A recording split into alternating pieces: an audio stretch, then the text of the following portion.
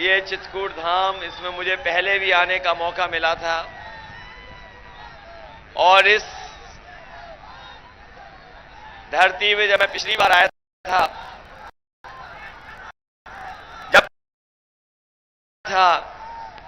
कई स्थानों पे जाकर के हमें मिलने का मौका मिला था। जहां कामनानाथ परिक्रमा लगाने का मौका मिला, वहीं पार्टी के बड़ी संख्या में हमें नेता मिले थे। समाजवादी सरकार में जो काम हुए थे उनको भी देखने का मौका मिला और लक्ष्मण पहाड़ी पे जो भगवान श्री राम और भगवान श्री कृष्ण के मंदिर थे उनमें भी दर्शन करने का मौका मिला। इसलिए मैं आप सबसे आज विशेष निवेदन और अपील करने आया हूं कि हालांकि आप बुंदेलखंड क्षेत्र के लोग हैं, बुंदेलखंड का हिस्सा और बुंदेलखंड क्षेत्र में जो चुनाव हुआ उसके हिस्से से अलग कर दिया इस बार आपको। इस बार झांसी के साथ आप वोट नहीं डाल रहे, ललितपुर के साथ वोट नहीं डाल रहे हैं, आपका वोट डालने का चरण भी बदल दिया। आपको अब बांदा, चित्रकूट, इलाहाबाद और पूरा का पूरा जो नया चरण है इसमें वोट डालने का मौका मिल रहा है। लेकिन मुझे पता है आपको चरणों की जो खबर आई होगी, पहले चरण से पहले चरण, दूसरे चरण की खबर आई होगी और तीसरे चरण में हम भी वोट डाल के आ रहे हैं।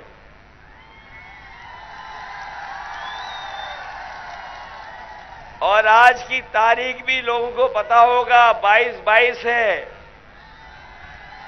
समाजवादी पार्टी और गठबंधन ने पहले चरण में ही शतक लगा दिया है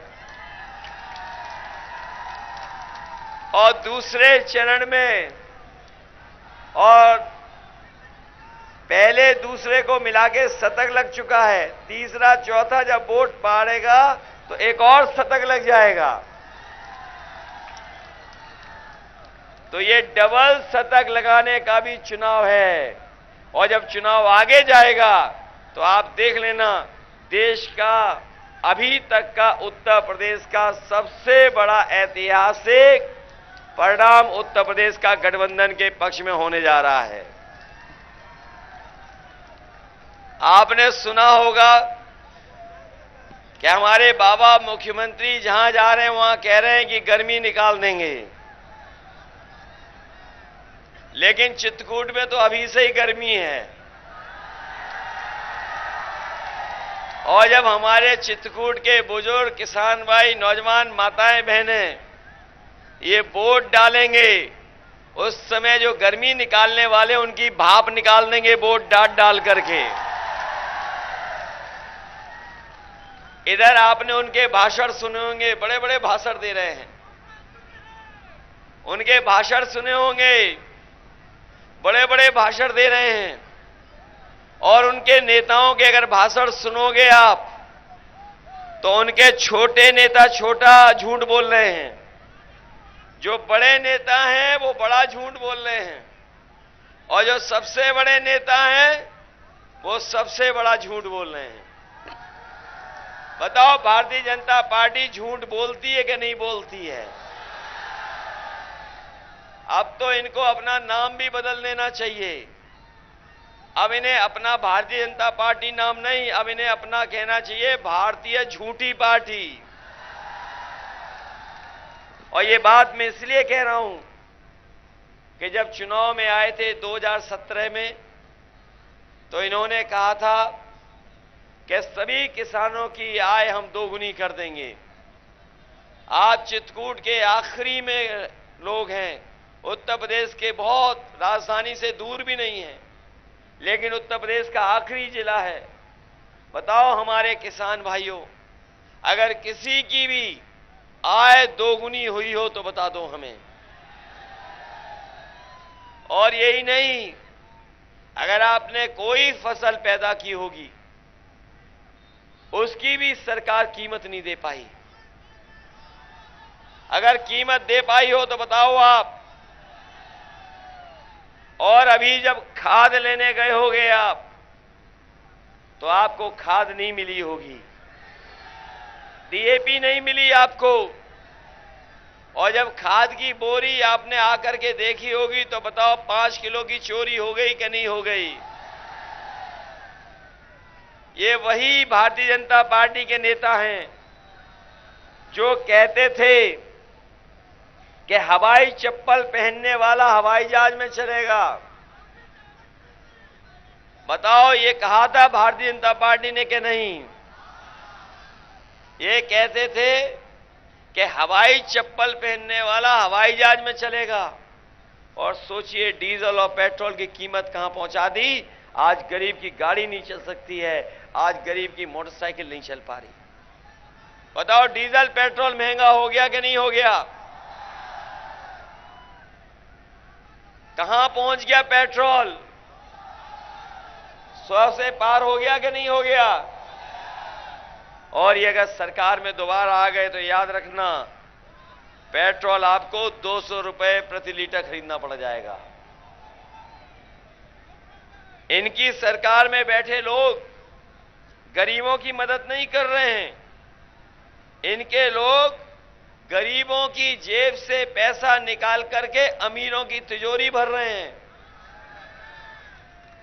और अभी आपने सुना होगा कि एक उद्योगपति 28 बैंकों का पैसा लेकर के भाग गया।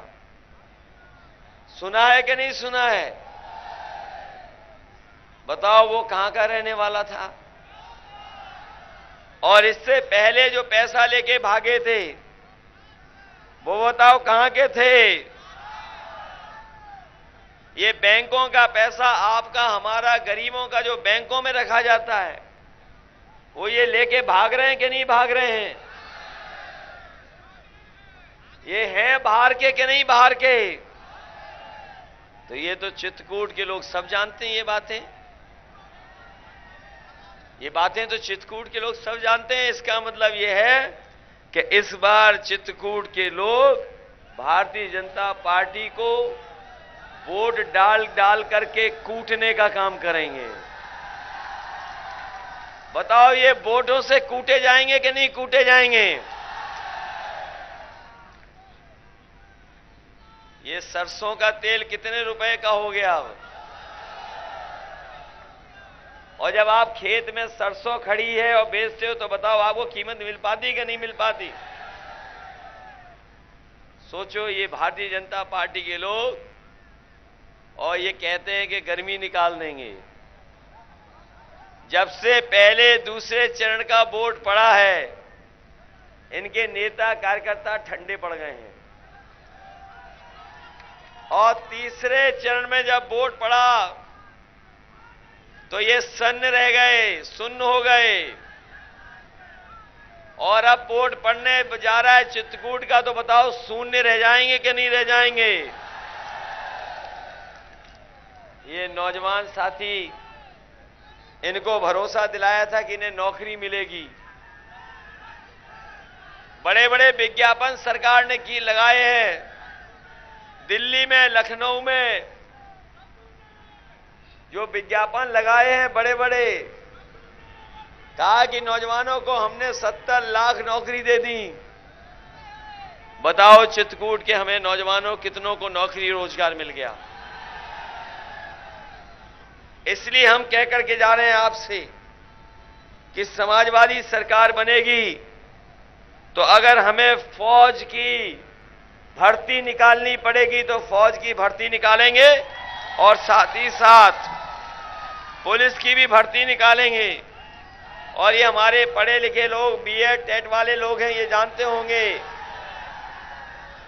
ये पिछले कितने वर्षों से मांग कर रहे थे कि इनकी मांग पूरी हो जाए। इस सरकार ने मांग पूरी नहीं की। ये जानते हैं कि समाजवादी सरकार बनेगी तो बीएड टेट वालों को भी नौकरी और समायोजित करने का काम समाजवादी सरकार में होगा। ये हमारे शिक्षा मित्र वाले, ये जो शिक्षा मित्र वाले हैं, ये जानते होंगे कि जब समाजवादी सरकार थी तो इनकी मदद हुई थी और इनका मानदेय भी बढ़ गया था, इनकी मदद होना शुरू हो गई थी। लेकिन बीच में बीजेपी के लोगों ने लालच दिया ये बीजेपी के चक्कर में फंस गए। बताओ, बीजेपी ने धोखा दिया शिक्षा मित्रों के, नहीं दिया धोखा आपको? और इनके परिवार में इनके लोग, लगभग 5,000 लोगों की जान जा चुकी है। बताओ, 5,000 लोगों की जान चली गई कि नहीं चली गई शिक्षा मित्र वालों?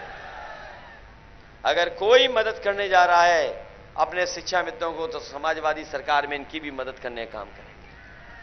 और इसलिए मदद हो जाएगी क्योंकि आज सरकार में 11 लाख पद खाली हैं जो सरकार नहीं भर पाई, और सबसे ज्यादा नौकरियां अगर कहीं खाली हैं तो हमारे शिक्षा विभाग में।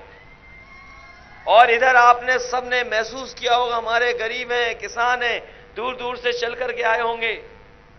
जब से ये बीमारी आई है तब से पूरी पढ़ाई चौपट हो गई बच्चों की। बताओ, चौपट हो गई कि नहीं हो गई? समाजवादी सरकार बनेगी तो अपने बच्चों का भविष्य बनाने के लिए, बच्चों की पढ़ाई के इंतजाम के लिए स्कूल से लेकर के हमें ज्यादा शिक्षकों को लगाना पड़ेगा, तो लगा करके अपने बच्चों का भविष्य बनाने का काम करेंगे। क्योंकि जब बच्चे पढ़े लिखे बनेंगे तभी हमारा समाज सुधरेगा, तभी प्रदेश आगे बढ़ेगा, तभी हमारा देश बढ़ेगा। लेकिन बीजेपी के लोग बच्चों को नहीं पढ़ाना चाहते। आपको पता होगा, कोरोना के समय पर स्कूल बंद कर दिए और शराब की दुकान खोल दी। बताओ, शराब की दुकान खोली थी कि नहीं खोली थी? और इधर हमारे बाबा मुख्यमंत्री हमारे लिए कहते हैं कि हम 12 बजे सो के उठते हैं। इधर बाबा मुख्यमंत्री जहां जा रहे हैं उनका चुनावी मुद्दा है कि हम 12 बजे सो के उठते हैं। जिस दिन से उन्होंने ये कहा है कि हम 12 बजे सो के उठते हैं, उस दिन से हमने भी नजर रखना शुरू कर दिया है। और हमारे साथी जानते होंगे, उनकी दीवार हमारी दीवार एक है। तो जब से हमने नजर रखी है उधर, तब से हमें दिखाई दे रहा है कि कभी कभी में धुआं उड़ता नजर आता है वहां। अभी कुछ दिन पहले कुछ हमें पुताई वाले जाते मिल गए। मैंने रोक के पूछवाया पुताई वालों से। हमने पुताई वालों से, ये तो अच्छी चीज है भाई, ये कहां खराब चीज है?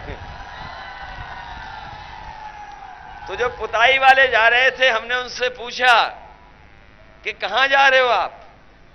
तो उन्होंने इशारा किया कि वहां जा रहे हैं। तो मैं समझ गया कि अब सरकार जाने वाली है, क्योंकि वो धुएं के धब्बे उससे पुताई करवा रहे हैं। ये बाबा मुख्यमंत्री कह रहे थे अभी झांसी में कि हमने नौजवानों को 1 करोड़ वो दे दिया है, 1 करोड़ स्मार्टफोन। बताओ हमें, चित्रकूट के नौजवानों, ये जो नीली जीन्स पहने खड़े हो और हाथ में स्मार्टफोन है, क्या बाबा मुख्यमंत्री ने दिया आपको? और लैपटॉप दे रहे थे, बताओ लैपटॉप मिला किसी को कि नहीं मिला? बताओ, ये टैबलेट क्या देते रहे 4 साल 4.5 साल, कौन सी टैबलेट देते रहे? तो अभी तक तो हम ये सोचते थे कि बाबा जी लैपटॉप नहीं चलाना जानते इसलिए नहीं बांट रहे हैं। लेकिन इधर नौजवानों ने, हमारे पत्रकार साथियों ने देखा होगा कि एक तस्वीर उन्होंने डाली अपने सोशल मीडिया पर, जहां वो खुद पूरब की तरफ देख रहे हैं और जनता पश्चिम की तरफ देख रही है। तब मुझे पता लगा कि ये स्मार्टफोन भी नहीं चला पाते हैं। बताओ हमारे बाबा मुख्यमंत्री कैसे हैं? और हमारे किसान भाई जानते होंगे कि इन्होंने कहा था कि हम गौशालाएं बनाएंगे, गौशालाएं। बताओ, गौशालाएं बनाने का वादा किया था, कितनी गौशालाएं बन गई बताओ? आपको अपने खेतों को बचाने के लिए खेतों को बचाने के लिए तार लगाने पड़ गए कि नहीं लगाने पड़ गए? और हमारे मुख्यमंत्री जी का जो प्रिय जानवर है, जो हमारे मुख्यमंत्री जी का प्रिय जानवर है, तो बताओ वो टक्कर मार रहा है कि नहीं मार रहा है? कैसी सरकार है, सोचो आप, कैसी सरकार है ये? इतनी तकलीफ परेशानी किसी सरकार ने जनता को नहीं दी होगी। याद करो वो समय जब लॉकडाउन लगा था, हमारे मजदूर भाई जो भी काम कर रहे थे दूसरे प्रदेशों में, वो बेचारे पैदल पैदल चल करके आए थे। इस सरकार को मदद करनी चाहिए थी। लोग अपना सामान रख करके, लोग अपने छोटे से बच्चों को अपने कंधे पे लेकर के आए थे, और जो छोटे बच्चे चल सकते थे वो पैदल पैदल परिवार के साथ चल रहे थे। हमने, आपने, सबने देखा कितना भूखे प्यासे वो चल रहे थे। कई दिनों भूखे प्यासे चल चल करके अपने घर पहुंचे थे जाकर के। इस सरकार को जहां मदद करनी चाहिए थी, सरकार ने मदद नहीं की और अनाज छोड़ दिया जनता को। आप वो बातें भूले तो नहीं हो? और उसके बाद जब बीमारी आई, तो बीमारी में बड़े पैमाने पे हमारे लोगों की जान चली गई। जिस समय सरकार को दवाई, बिस्तर, ऑक्सीजन देना था, ये सरकार दवाई, बिस्तर, ऑक्सीजन नहीं दे पाई। कई हमारे लोगों की जान बच जाती, गरीबों की, लेकिन इस सरकार ने कोई मदद नहीं की। उस समय भी अनाज छोड़ दिया। बताओ सरकार ने धोखा दिया था कि नहीं दिया था? और वो तस्वीरें भी नहीं भूले होंगे कि मां गंगा के भीतर इन्होंने लाशें फेंक दी। वो बहती बहती बिहार चली गई, और कई गरीब परिवार के लोगों के पास जब पैसा नहीं था, दाह संस्कार करने के लकड़ी नहीं थी, उन विचारों ने गंगा के किनारे अपने परिवार के सदस्यों की, जिनकी जान गई थी, वहीं रेत से ढक दिया था, दबा दिया था, दफना दिया था। मां गंगा ने जब वापस कर दी थी लाशें, क्या नहीं वापस कर दी थी? सब दिखने लगी थी। अगर कोई जिम्मेदार है और किसी की वजह से जाने गई हैं, तो यही भारतीय जनता पार्टी की सरकार है, जिसकी वजह से गरीबों की जान चली गई। ये कहते हैं राशन दे रहे हैं, राशन। हम इनसे पूछना चाहते हैं, अभी ये सरकार के लोग कह रहे हैं कि हम राशन दे रहे हैं, राशन। ये भाजपा के लोग प्रचार कर रहे हैं कि राशन दे रहे हैं, राशन भी दे रहे थे।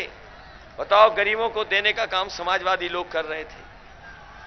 हम ये पूछना चाहते हैं कि जब समाजवादी लोग गरीबों को घी, सरसों का तेल, चावल, आलू, आटा, दाल सब कुछ दे रही थी, तो आपकी सरकार आते ही वो हमारे गरीबों का समाजवादी पैकेट क्यों बंद कर दिया था? क्यों बंद कर दिया आपने? और ये जो राशन अभी मिल रहा है गरीब भाइयों बहनों, हम बता के जा रहे हैं, ये जो राशन मिल रहा है पहले नवंबर तक मिलना था, और अब इन्होंने कहा है मार्च तक देंगे।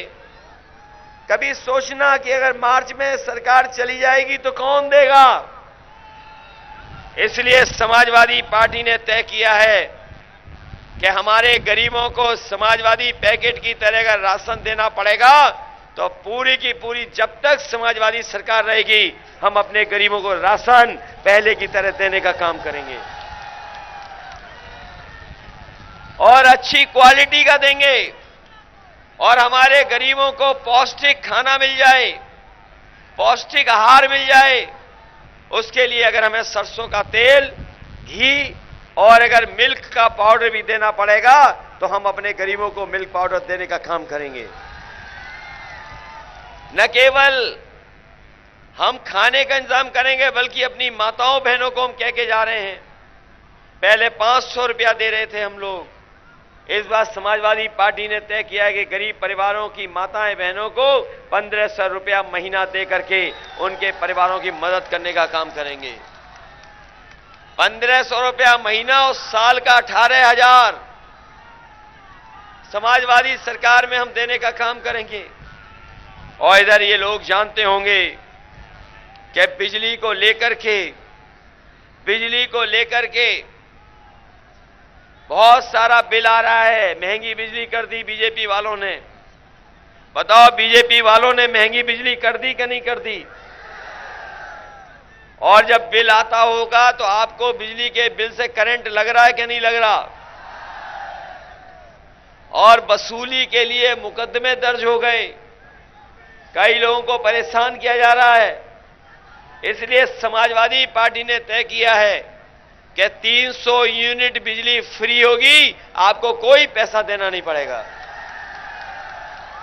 न केवल 300 यूनिट फ्री बिजली, हमारे किसानों की सिंचाई के लिए भी पूरी की पूरी सिंचाई माफ होगी, उसमें भी कोई बिजली का बिल नहीं देना पड़ेगा। जब से समाजवादियों ने 300 यूनिट बिजली और किसानों की सिंचाई और सिंचाई के लिए बिजली का बिल माफ किया है, तब से भारतीय जनता पार्टी की बिजली गुल हो गई है और इनका ट्रांसफार्मर फूक गया है। इन्हें समझ में नहीं आ रहा क्या करें। इनके बड़े बड़े नेता और बीजेपी को पता ही नहीं है कि भारतीय जनता पार्टी के खिलाफ 440 वोल्ट का करंट जनता में चल रहा है। इस बार उड़ा करके फेंक देगी जनता। बताओ, इनके खिलाफ 440 वोल्ट का करंट है कि नहीं है? 440 वोल्ट का करंट और चित्रकूट के लोगों ने वोट डाल दिया तो पता नहीं लगेगा कहां चलेगी भाजपा। याद करना किसान भाइयों, ये वही भारतीय जनता पार्टी के लोग हैं जिन्होंने 3 काले कानून लेकर के आए थे, और जब काले कानून के खिलाफ हमारे किसान एकजुट होकर के लड़ रहे थे तो इस सरकार ने परवाह नहीं की। हमारे किसान भाई जानते होंगे, जब आंदोलन चल रहा था काले कानून का, जो ये किसानों के खिलाफ लाए थे, और अगर वो काले कानून लागू हो जाते तो हमारे बहुत सारे किसानों की जमीन छिन जाती। आप अपनी जमीन पर अपनी मर्जी की फसल नहीं पैदा कर पाते। आप अपनी जमीन अगर अपनी आने वाली पीढ़ी को देना चाहते तब भी आप जमीन नहीं दे पाते। उस काले कानून के खिलाफ न केवल उत्तर प्रदेश के किसान, पंजाब के किसान, हरियाणा के, बल्कि पूरे देश के किसान उसके खिलाफ थे। और जैसे ही समाजवादियों का गाजीपुर से रथ चला और लखनऊ पहुंचा, भारतीय जनता पार्टी ने तीनों काले कानून वापस ले लिए। बताओ, ले लिए कि नहीं ले लिए? और इधर बीजेपी के आपने भाषण सुने होंगे, इनके नेता ABCD सिखा रहे हैं हम लोगों को। कभी कहते N फॉर ये, फिर कहते Z फॉर ये। और एक नेता तो ऐसा है जो 12वें के बाद फिर इंटर करा रहा है। इनका नेता ऐसा है एक जो 12वें के बाद फिर इंटर करा दे रहा है। और आपने देखा होगा कि जब घर घर प्रचार हो रहा था, डोर टू डोर प्रचार हो रहा था, एक नेता थूक लगा के पर्चे बांट रहा था। बताओ, बांट रहा था कि नहीं बांट रहा था? इसलिए जो अंग्रेजी सिखा रहे हमें कभी कभी A फॉर ये, B फॉर ये, उन्हें हम कह के जा रहे हैं काका गए हैं तो बाबा भी चले जाएंगे। और काका का मतलब है काले कानून, क्योंकि अंग्रेजी सिखा रहे हैं, हिंदी सिखाना जरूरी है। जो लोग अंग्रेजी सिखा रहे हैं उन्हें हिंदी की जानकारी होना जरूरी है। कि इसलिए जब काले कानून चले गए, काका चले गए, तो फिर ये बाबा भी चले जाएंगे।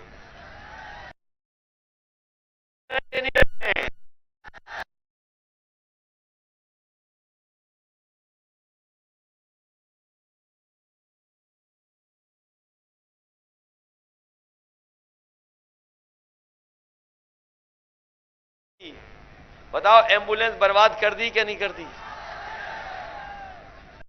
अब फोन करो तो एम्बुलेंस कब आएगी पता ही नहीं है। इसलिए हम चित्रकूट के लोगों को कहना चाहते हैं, चित्रकूट के हमारे बहुत सारे इलाके में दूर दूर रहते हैं, पहले तो चित्रकूट के अस्पताल को ऐसा बनाया जाएगा जिससे गरीबों को कहीं बाहर अपने इलाज के लिए न जाना पड़े, और इलाज के लिए कहीं जाना ना पड़े, और पूरा का पूरा गरीबों का इलाज फ्री हो, एक भी पैसा उन्हें नहीं देना पड़े। और हम बता के जा रहे हैं, एम्बुलेंस भी समाजवादियों ने शुरू की थी। अब अगर एम्बुलेंस हमें गरीबों की मदद के लिए दुगनी करनी पड़ेगी तो एम्बुलेंस को दुगनी संख्या में चला करके अपने चित्रकूट के गरीबों को, माताओं बहनों की मदद करने का काम करेंगे। ये 100 नंबर वाली दी थी गाड़ी हम लोगों ने, 100 नंबर वाली गाड़ी पुलिस को, जिससे कि कहीं घटना हो जाए, कहीं कोई परेशानी हो जाए तो हमारी गाड़ी जल्दी पहुंच करके पुलिस मदद करने पे मदद करे। लेकिन जब से बाबा मुख्यमंत्री ने 100 नंबर को 112 किया है, तब से पुलिस को भी कबाड़ा कर दिया। कबाड़ा कर दिया कि नहीं कर दिया? और जो बीजेपी वाले जो सपने दिखा रहे थे, आपको याद है नोटबंदी का समय, नोटबंदी के समय पर इन्होंने सपने दिखाए कि अगर रुपया बंद हो जाएगा, अगर रुपया हम नोट बंद कर ले जाएंगे तो भ्रष्टाचार खत्म हो जाएगा और काला धन वापस आ जाएगा। बताओ 2017 में नोटबंदी की थी, आज बताओ भ्रष्टाचार खत्म हो गया? बताओ काला धन वापस आ गया? बताओ जो 15 लाख अकाउंट में भेजने थे वो मिल गए? तो इन्होंने धोखा दिया कि नहीं दिया? इसलिए साथियों हम कहना चाहते हैं, इनकी डबल इंजन की सरकार में अगर कोई चीज डबल हुई है तो वो भ्रष्टाचार और महंगाई डबल हुई है, और जनता को सुविधाएं कहीं डबल नहीं हुई है। इस बार जनता ने भी मन बना लिया है कि इस डबल इंजन की सरकार की जो झूठ की पटरियां हैं उन्हें उखाड़ करके फेंक देगी जनता।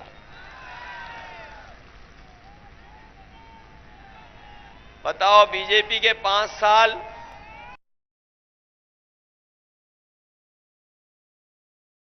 रोजगार,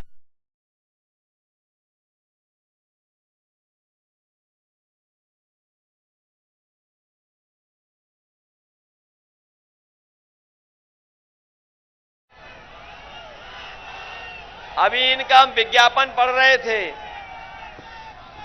इनका विज्ञापन पढ़ रहे थे हम पढ़ रहे थे। इन्होंने टीवी पर विज्ञापन दिया, हमारे पत्रकार साथी जानते होंगे, सोशल मीडिया पे भी दिया कि इन्होंने बुंदेलखंड एक्सप्रेसवे बना दिया। बताओ बन गया? लेकिन समाजवादी सरकार बनेगी तो सबसे पहले इस बुंदेलखंड एक्सप्रेसवे को शुरू करने का काम करेंगे। और मैंने पहले भी कहा, ये समाजवादियों का सपना था कि हम बुंदेलखंड के लिए एक एक्सप्रेसवे बनाएं।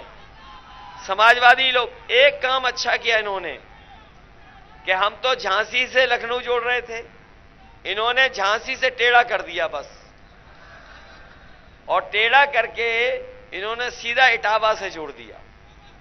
तो इसलिए चित्रकूट के भाइयों, अब आप इटावा से सीधे जुड़ गए हो। अगर आपका आना जाना, हमारा संबंध और पक्का होगा आने वाले समय में। ये बात जानते हो कि नहीं जानते हो? क्योंकि बाबा मुख्यमंत्री को पता ही नहीं था बुंदेलखंड है कहां, इन्हें पता ही नहीं था। ये वैसे तो हमसे बहुत चिढ़ते हैं, कभी कभी सैफई महोत्सव की बातें करते हैं, लेकिन जब से बाबा मुख्यमंत्री ने बुंदेलखंड एक्सप्रेसवे बनाया है, आप पता कर लेना, जहां हमारा ममाना है वहीं जोड़ दी जाती है सड़क। और हमारे बगल के क्या कहते हैं, मामा ही कहते हैं उन्हें, जो मुख्यमंत्री हैं? मामा, जो बगल के मुख्यमंत्री उन्हें मामा कहते हो ना। ये जो साइकिल वाली बात आई है अभी, ये जो साइकिल वाली बात आई है, हमने तो पहले बांटी थी, लेकिन मामा तो अभी भी साइकिल बांट रहे हैं। बताओ, साइकिल को किससे जोड़ दिया? आतंकवाद से। कमाल के प्रधानमंत्री हैं।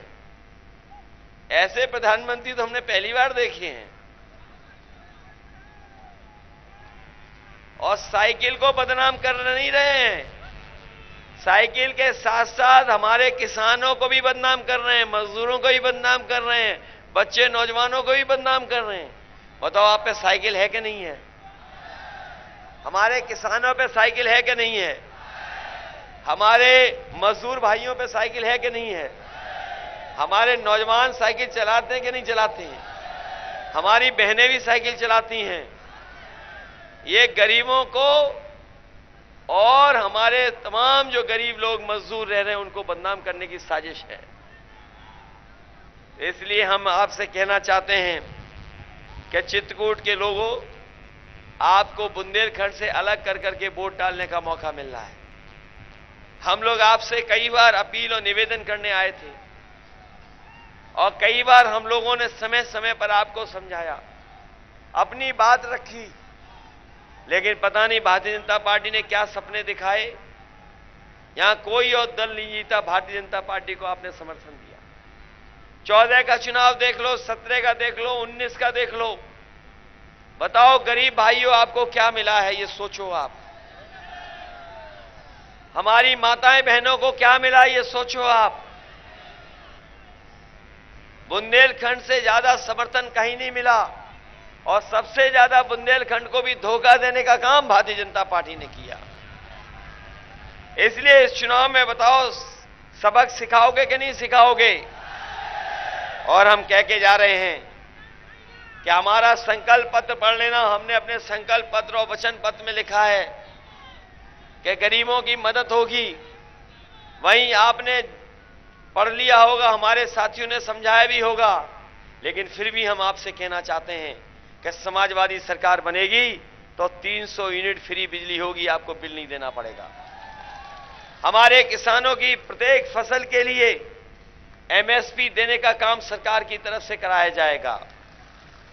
किसानों की सिंचाई के लिए बिजली मुफ्त होगी, कोई पैसा नहीं देना पड़ेगा आपको सिंचाई के लिए। इधर अगर किसान लोन लेता है तो उसे अपनी जमीन रखनी पड़ती है, मकान रखना पड़ता है। तय किया है, जो इंतजार कर रहे थे कि पुरानी पेंशन बहाल हो, कई सरकारों से इन्होंने कहा, कोई सरकार नहीं मानी। समाजवादी सरकार बनेगी तो पुरानी पेंशन बहाल करने का काम भी समाजवादी सरकार करेगी। इधर ये बहुत सारी नौकरियां आउटसोर्स में लगा रहे हैं। जो बाबा साहब भीमराव अम्बेडकर जी ने संविधान बनाया था, सम्मान मिल रहा था, वो आउटसोर्सिंग के बहाने ये लोग खत्म कर रहे हैं। और आपने वो कहावत भी सुनी होगी कि ना रहेगा बांस, इसीलिए ये आउटसोर्स कर रहे हैं, हर चीज को बेच रहे हैं। ये तो अच्छा हुआ जो हवाई पट्टी हम लोगों ने बनाई थी यहां, ये 5 साल में नहीं बना पाए, और ये अगर बन गई होती तो इसको भी बेच दिया होता इन्होंने। ये बीजेपी वाले ऐसे हैं, कोई चीज अच्छी होगी उसे बेच देंगे। इन्होंने बताओ हवाई अड्डे बेच दिए कि नहीं बेच दिए? हवाई जहाज बेच दिए इन्होंने, पानी के जहाज बेच दिए, और पानी का जहाज जिन बंदरगाहों पे खड़ा होता है वो बंदरगाह बेच दिए, रेलगाड़ी बेच रहे हैं। और आप पता कर लेना, रेलवे की जो कीमती जमीन थी उसको भी बेचने का काम अगर कोई कर रहा है तो ये भारतीय जनता पार्टी कर रही है। क्योंकि ये इसलिए कर रहे हैं, ये इसलिए बेच रहे हैं क्योंकि इन्हें आरक्षण न देना पड़े, नौकरी न देना पड़े। जब सब चीज बिक जाएगी, सब चीज प्राइवेट हो जाएगी, तो किसी भी हमारे पिछड़े दलित को उसमें आरक्षण और नौकरी नहीं मिल पाएगी। ये हमारे 69,000 के बच्चों का बहुत ज्यादा आरक्षण घोटाला हुआ, उसकी ठीक अभ्यर्थियों को चयनित करने का काम करेंगे। शिक्षा मित्रों को नियमित अध्यापक बनाया जाएगा और हमारे बीएड टेट वाले लोगों का समायोजन होगा। बेसिक शिक्षा के अध्यापकों को 100 किलोमीटर के भीतर ही तैनाती दी जाएगी। सभी सरकारी नौकरियों में 33% अपनी महिलाओं का आरक्षण करने का काम समाजवादी सरकार में होगा।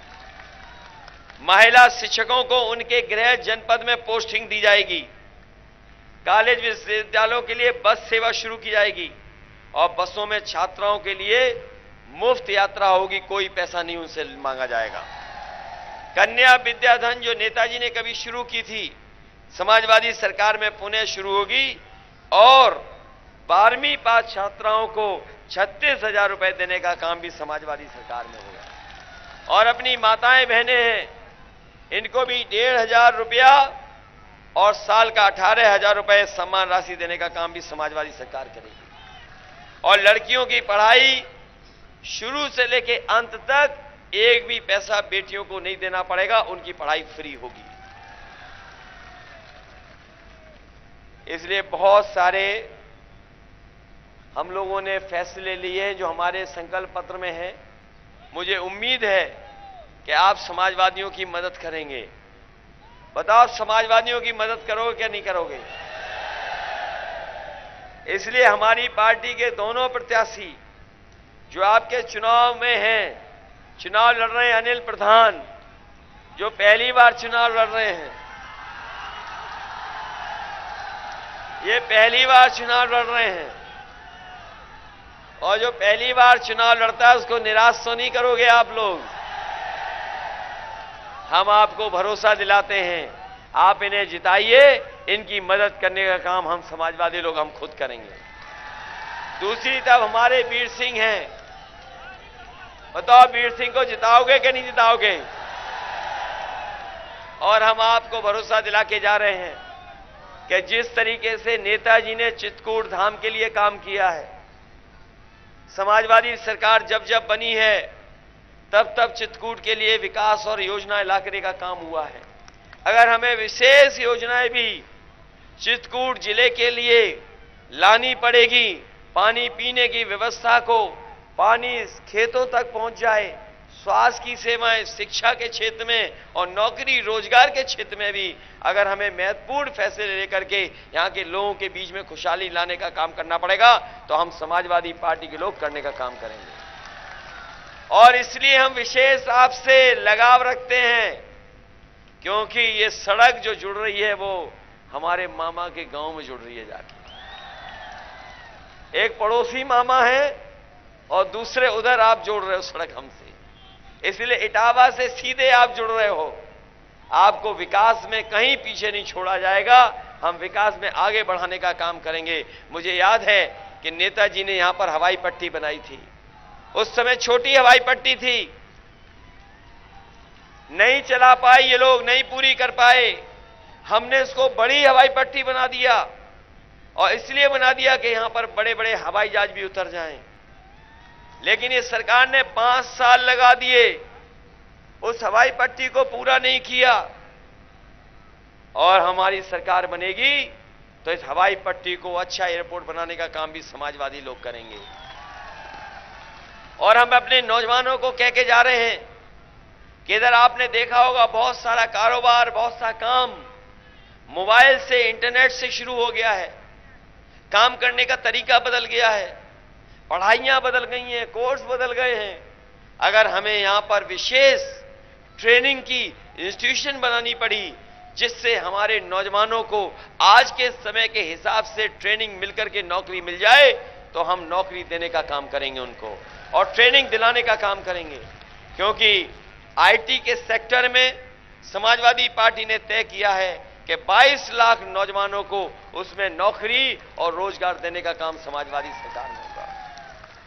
हम समाजवादियों ने बुजुर्गों के लिए, महिलाओं के लिए, बच्चों के लिए वो रोपवे शुरू कराई थी।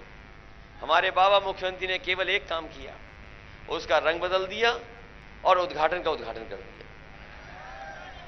बताओ ये रोपवे किसने दी थी चित्रकूट में? समाजवादियों ने दी थी। इसलिए अगर हमें यहां के तीर्थ स्थान को, यहां के स्थानों को अच्छा बनाना पड़ेगा वो ऐसे स्थान न बन जाए कि केवल व्यापार का स्थान बनकर के रह जाए। भारतीय जनता पार्टी हर चीज में व्यापार करती है, धार्मिक चीजों में भी व्यापार करने लगेगी। अगर हमें आध्यात्म से जोड़ करके इन स्थानों का निर्माण कराना पड़ेगा, अपने चित्रकूट धाम को आध्यात्म रूप से अगर लोगों के आने जाने रहने और मंदिरों में घूमने के लिए सुविधा भी देनी पड़ेगी, तो हम सुविधा देने का काम करेंगे, जिससे चित्रकूट धाम भी और जगहों से अच्छा दिखाई दे। हम अपने जो जनजाति के लोग हैं, जो ऊपर रह रहे हैं, जिन पर सुविधाएं नहीं पहुंच पाई हैं, हमारे ट्राइबल लोग हैं, बड़ी संख्या में हैं, हम उन्हें भरोसा दिला के जा रहे हैं। एम्बुलेंस भी उन्हीं के लिए बढ़ा रहे हैं, पुलिस की 100 नंबर की गाड़ी भी उन्हीं के लिए बढ़ा रहे हैं चित्रकूट के लिए। और साथ ही साथ अगर हमें समाजवादी पैकेट में घी, सरसों का तेल, खाने का सामान अगर बांटना पड़ा, तो सबसे पहले चित्रकूट में आकर के हम बांटने का काम करेंगे। और न केवल खाना पीना, बल्कि हमें अगर समाजवादी पेंशन जो 1500 रुपए महीना महिलाओं को देना है, अगर सबसे पहले बांटने का मौका मिलेगा, तो वो भी चित्रकूट में आकर के हम लोग बांटने का काम करेंगे। इसलिए चित्रकूट के भाइयों बहनों, किसान भाइयों, मजदूर भाइयों, नौजवान साथियों, इस उत्तर प्रदेश को बचाने के लिए आप साइकिल पे मदद कर देना, इस देश का लोकतंत्र बचाने के लिए मदद कर देना, इस देश के संविधान को बचाने के लिए वोट कर देना। ये भारतीय जनता पार्टी के लोग जहां देश की बड़ी बड़ी संपत्ति बेच रहे हैं, जहां हमारे किसानों को धोखा दे रहे हैं, और सोचिए कभी काले कानून को लड़ते लड़ते हमारे 700 से ज्यादा किसान शहीद हो गए। इस सरकार ने कोई परवाह नहीं की। हमारे पहले चरण के किसानों ने अपने मान सम्मान से चुनाव को जोड़ दिया, और पहले चरण में ही भारतीय जनता पार्टी को वहां से सफाया कर दिया। इसलिए किसान भाइयों, इन्हें माफ मत करना, इन्हें साफ कर देना उत्तर प्रदेश से। बताओ, 700 से ज्यादा किसानों की जान ली है इन्होंने, बताओ माफ तो नहीं कर दोगे इन्हें? और मैं कह के जा रहा हूं, मैंने हर सभा में कहा है कि भारतीय जनता पार्टी के प्रत्याशी अगर कान पकड़ करके 700 बार भी उठक बैठक लगाएंगे, तब भी हमारा किसान और गरीब इन्हें माफ करने वाला नहीं है। इसलिए जिताइए, साइकिल के चुनाव चिन्ह को जिताइए। मैं जानता हूं यहां के अधिकारियों ने बहुत अन्याय किया हमारे संगठन के लोगों पर। हमारे जिलाध्यक्ष को कितने दिन जेल रहना पड़ गया? 3 महीना इन्हें रहना पड़ा। और भी नेता हैं, एक 5 महीना रहे, और भी रहे, एक 4 महीना रहा, 5 महीना रहा। बताइए, इतना बड़ा अन्याय। याद रखना, ये सरकार अन्याय कराती है अधिकारियों से, कोई अन्याय नहीं कराता है, सरकार अन्याय कराती है। इसलिए आपकी हमारी जिम्मेदारी बनती है कि ऐसी सरकार जिसने अन्याय किया हो, लोगों के साथ धोखा किया हो, लोगों को जब सबसे ज्यादा जरूरत थी मदद की, उस समय जनता को अनाथ छोड़ दिया हो, ऐसी सरकार को आप सबक सिखाने का काम करना। और ऐसी सरकार जो जनता से झूठ बोलती हो, झूठ बोलने वाली सरकार को एक एक वोट देकर के सबक सिखाने का काम करना। बताओ, महंगाई तो नहीं भूल जाओगे, बेरोजगारी तो नहीं भूल जाओगे, और हमारे बीएड टेट वाले तुम तो नहीं भूल जाओगे, कुछ शिक्षा में द्राप तो नहीं भूल जाओगे, और सांडों की मार तो नहीं भूल जाओगे। बताओ, सांड हटाओगे कि नहीं हटाओगे? मुझे पूरा भरोसा है कि इस बार समाजवादी पार्टी सभी सीटें जीतने जा रही है। बहुत बहुत धन्यवाद, बहुत बहुत धन्यवाद।